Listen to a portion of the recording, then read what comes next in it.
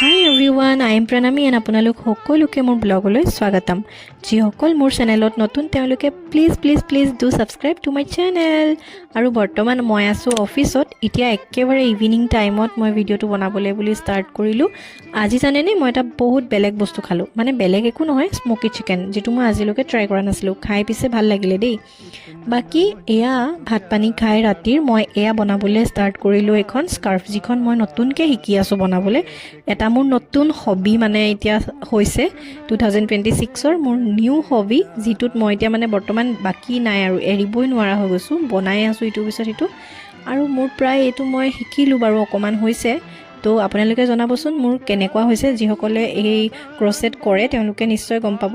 মই বাৰু বহুত বেছি স্লো, তাতে টাইমো তেনেকৈ নাপাওঁ। অফিচৰ পৰা আহি আকৌ কিবা কিবি নিজৰ কামো থাকে, সেইখিনি কৰাৰ পিছত যিমানকণ সময় পাওঁ তাকে ইউটিলাইজ কৰোঁ এখন বনাই। বাকি জনাবচোন কেনেকুৱা লাগিছে ভিডিঅ'টো। বাকি আজিলৈ মানে বাই বাই।